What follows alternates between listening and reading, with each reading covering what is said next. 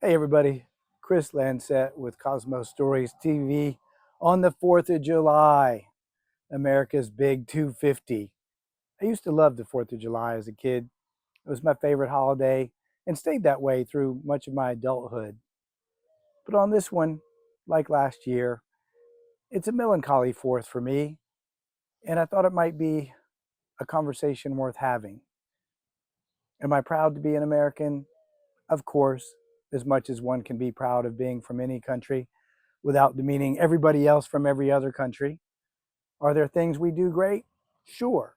Are there things we're horrible at? Absolutely.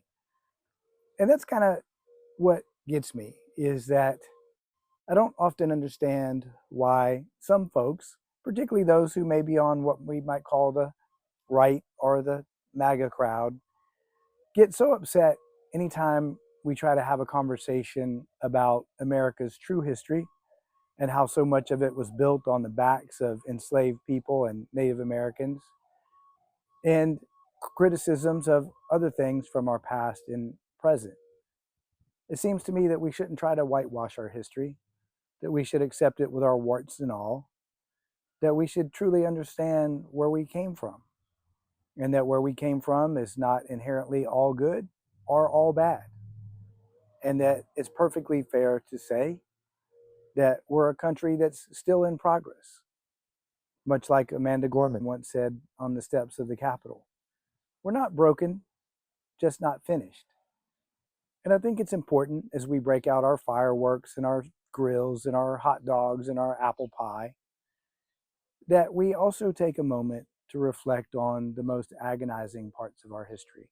Why do we need to do that? Some people will say. It just seems only fair to every enslaved person, to every Native American, to every other person who has suffered to give us what we have today in America. It just seems right to acknowledge that they existed and that they were treated horribly. And it seems right to acknowledge all of our other American ugliness because we have plenty of it.